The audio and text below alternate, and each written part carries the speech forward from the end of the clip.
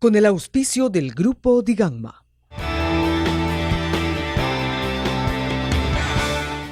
Bienvenidos a Perú Construye, ahora para hablar de lo que es construcción e infraestructura. Como ustedes saben, estamos en este nuevo formato donde tenemos la visita de nuestros panelistas, a los cuales agradecemos por supuesto muchísimo. Primero el señor Guido Valdivia, el ingeniero Guido Valdivia, director de Capeco. Gracias, Guido, por estar acá. Por supuesto Carlos Canales, que nos acompaña siempre.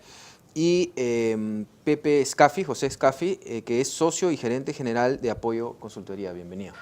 Gracias. Bueno, el tema que vamos a tocar en esta oportunidad para el debate es cómo dinamizar la obra pública regional y local. Definitivamente un reto súper grande, así que empezamos con Guido. Bueno, si cada 4 años vamos a cambiar de autoridades, evidentemente no la vamos a dinamizar. Eso, por lo pronto, habría que analizarlo bajo esa perspectiva.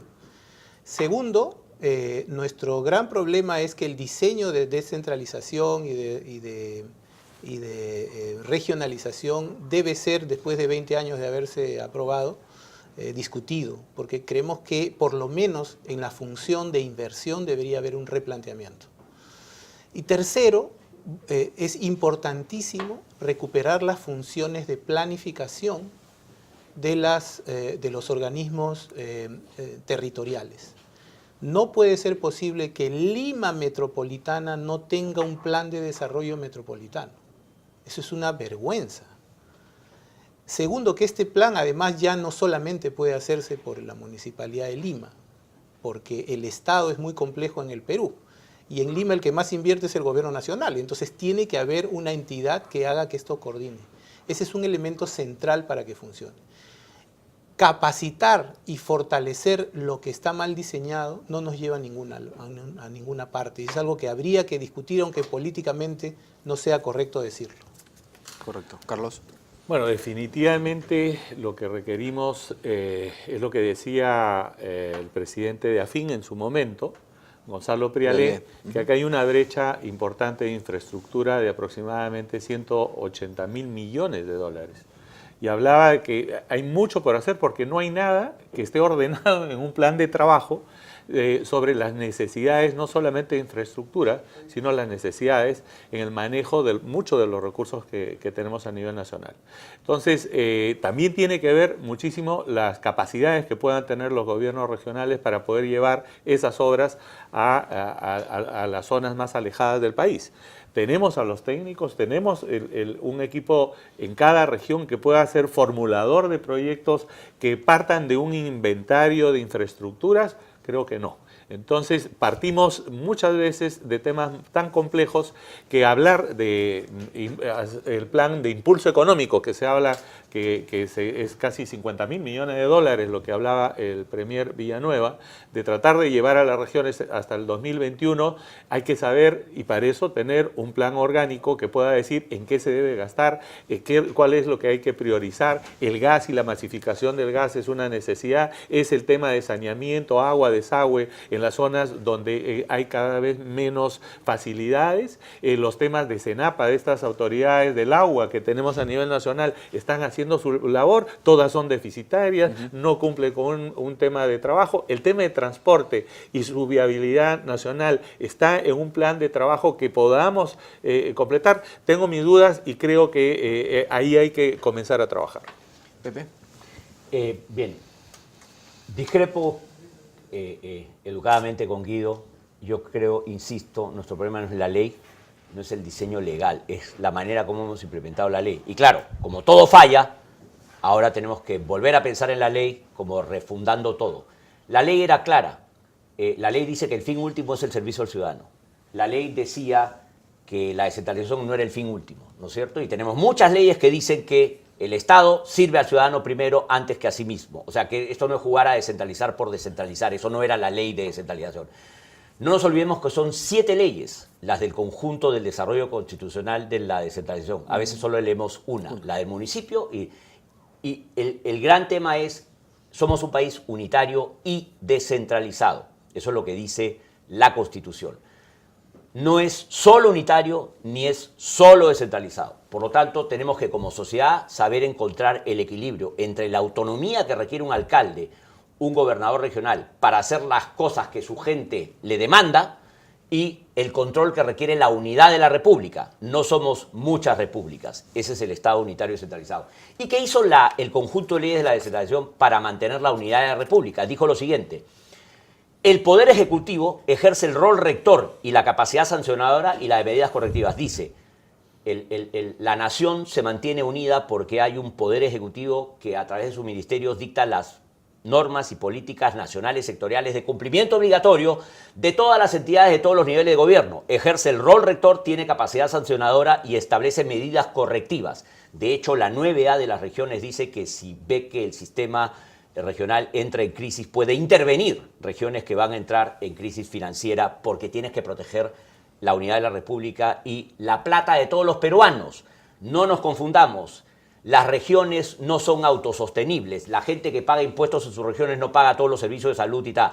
Todos los demás peruanos subsidiamos a esas regiones. Por lo tanto, obviamente el gobernador regional y el alcalde tienen que tener un control de la República para que veamos que gasten bien la plata, ¿no es cierto? Entonces, yo creo que, insisto, la ley decía que a la región que tiene la capacidad y prueba que lo puede hacer más barato que otra, le das todo. Pero a la que no la tiene le desarrollas la capacidad. Y si no te lo puede hacer más barato que el nivel superior, no le das al municipio el manejo de las aguas o el manejo de la basura. Si con 5 municipios ganas economías de escala y la provincia se puede hacer cargo. O sea, no nos engañemos, tenemos leyes para hacer las cosas bien. Lo que pasa es que todos jugamos ya se transfirieron las competencias en el shock descentralizador de 2007, ellos son autónomos, no podemos meternos. Eso tenemos que corregirlo. Yo no tengo ningún problema en que si creen que hay que cambiar leyes, pero yo creo que con las mismas leyes podremos hacer muchas cosas y el ejemplo te lo están dando ahora los gobiernos ejecutivos y buenas prácticas que se están dando en algunos casos. Saca lecciones aprendidas de las buenas prácticas y replícalas en todo el Perú. USAID en PRODES hizo buenas cosas en su último y en el CADE dijimos que hay que leer esa experiencia y convertirla en práctica pública. Guido, el tema de la ley. Bueno, primero yo no estoy pidiendo cambiar ninguna ley, yo no he hablado de eso, sino que se pretende fortalecer algo que está mal diseñado. Nuestra propuesta, es la propuesta de Capeco que planteamos desde hace ya no sé cuánto tiempo, es más bien descentralizar el CEPLAN, que es una entidad que está de adorno, o sea, no tiene ningún mandato. Ahora está diciendo que vamos a hacer el bicentenario. Si ya no lo planificamos no vamos a hacer nada, o sea, sin ninguna duda. Eso clarísimo. Entonces lo que proponemos son más bien entidades de macroplanificación, sin cambiar ningún gobierno regional, porque estoy de acuerdo con Pepe que eso no lo vamos a cambiar, no lo vamos a ver nosotros por lo menos. Pero sí podemos descentralizar el CEPLAN y crear entidades de desarrollo macro regional. Una de las cuales debería ser de la capital de la República, que ya no solamente es la Municipalidad de Lima, y tienen que estar ahí los actores. ¿De acuerdo? Ese es un tema importante a manejar. Y a partir de esa planificación macrorregional se gestionan los planes regionales, que son departamentales en realidad, los macroproyectos regionales, de tal manera que cuando yo haga Majes no tenga problemas con Espinar, ¿no?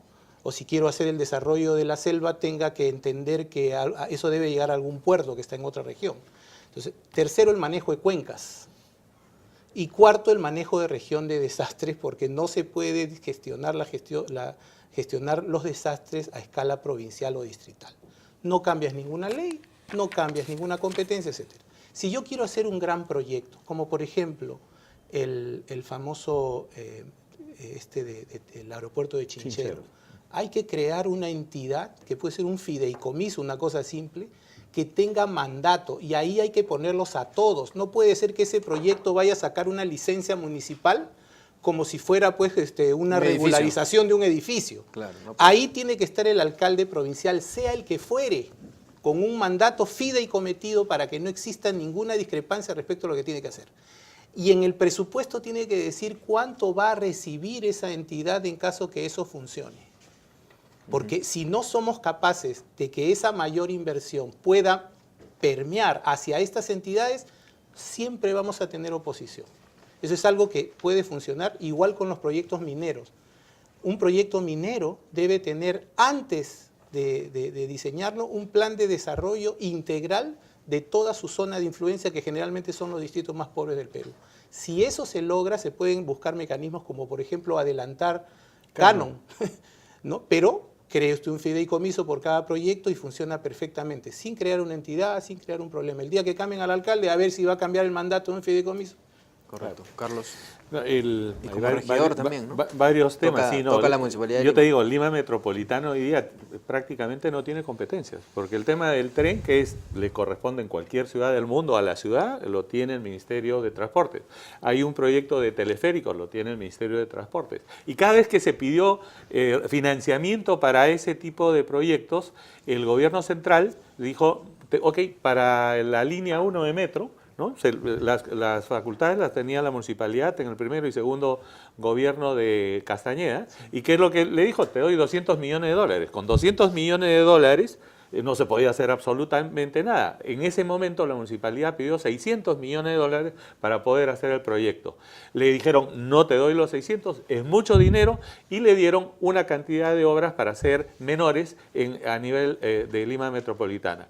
Luego el Ejecutivo toma el proyecto y se gasta 1.200 millones de dólares para desarrollar el proyecto de la línea 1 del metro. A lo que voy con esto es que muchas veces el gobierno central no tiene, acapara la mayor cantidad de proyectos sin criterios técnicos y más bien con criterios políticos, porque un alcalde que puede estar empoderado manejando una línea del metro exitosa es un candidato a la presidencia de la República y es peligroso. Por lo tanto, el gobierno tiene que ver cómo desarma a uno para armar a otro. Y eso lamentablemente se da. Pero lo que pasa es, hay un tema de planificación, lo que tú dijiste al principio. ¿El Perú tiene una planificación? Vemos que todo es desarticulado. Quieren hacer el tema del gaseoducto, ¿no? Luego hay que hacer la petroquímica en tal lugar, y no, luego hay otra petroquímica que se quería hacer en Paracas y luego era en Moquegua. Mucho desorden, o sea, ¿no? No hay desorden, no hay unidad de criterios porque no hay planificación. Y hoy día es una palabra casi roja decir planificación. Sí. Hay que decir planeamiento estratégico para tratar de buscar que todos se sientan. Y el CEPLAN, lamentablemente, perdió el horizonte porque se le quitaron todas las funciones y se trasladaron eso a otras instituciones. Pepe. Yo quiero insistir en la importancia de medidas concretas para mejorar la inversión pública regional y local, ¿no? Más allá de que es bueno tener buenos planes, no pueden convertirse pues en bonitos libros, en anaqueles, que es en lo que terminan. Creo que fortalecer el rol rector, ¿qué significa? ¿No es cierto?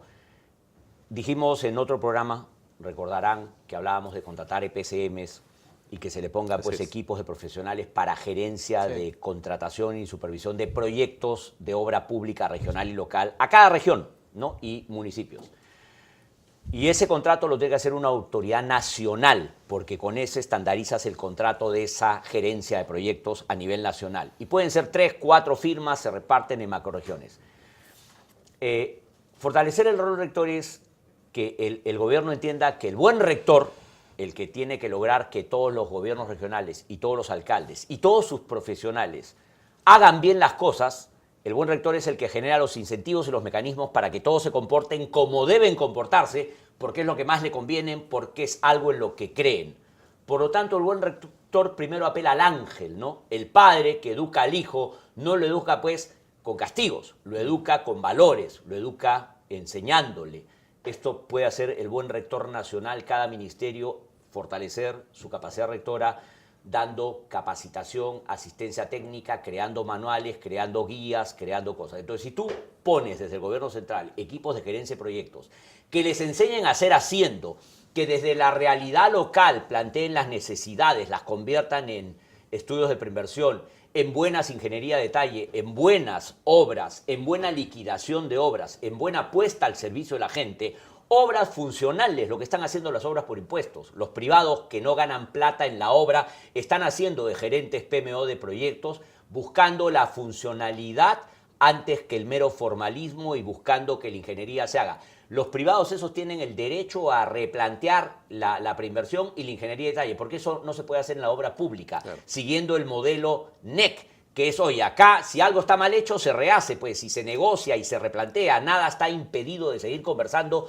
porque entonces el tema acá es que en la obra pública local, si hiciste mal una ingeniería, paras la obra y entra esta discusión entre el contratista y el Estado sobre esta incompatibilidad, cómo se resuelve. No, es un suma alzada, lo tienes que hacer a tu costo y riesgo. No, no es suma alzada, es un expediente mal hecho. Vamos a arbitraje. Tienes razón, llévame a arbitraje si no voy preso. Eso tiene que parar. Y solo va a parar cuando pongas gente entrenada, calificada en saber contratar, gerenciar y supervisar obras, ¿no es cierto?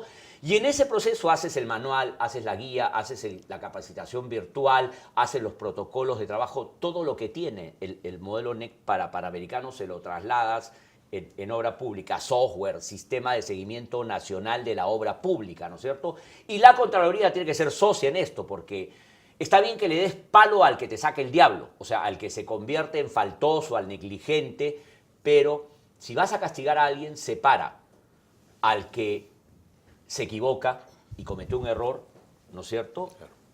Del que es al diligente que se equivoca. Sepáralo del negligente que también mete la pata del que mete la mano, que es ese ya pues es ladrón, ¿no es cierto?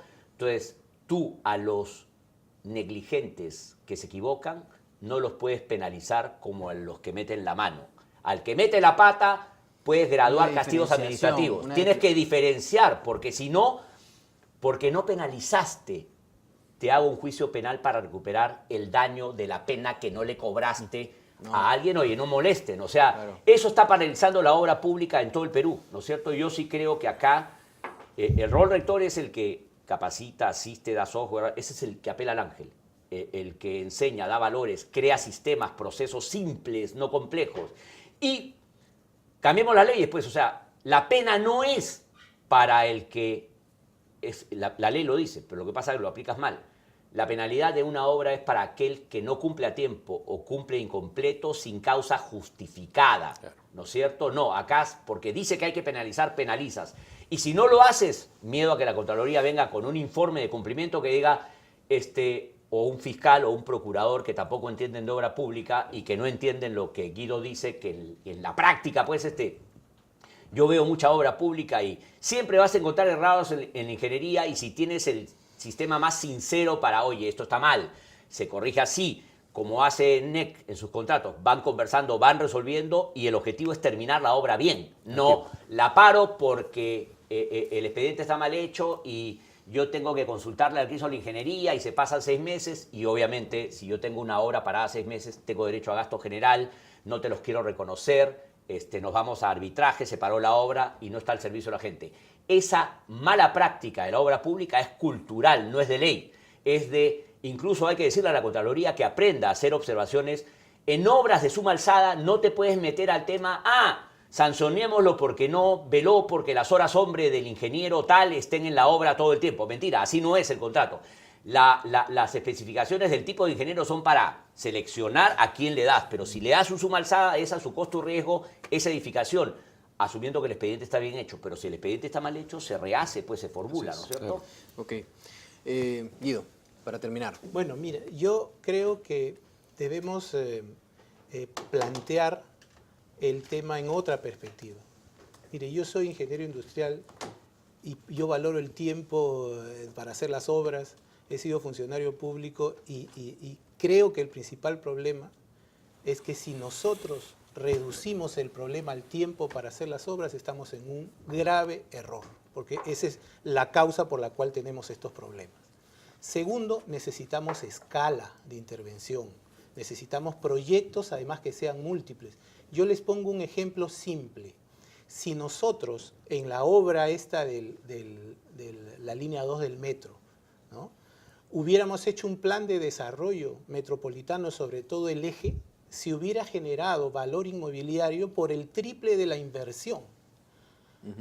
Y claro, nadie está diseñando un plan de desarrollo urbano para esos 28 kilómetros.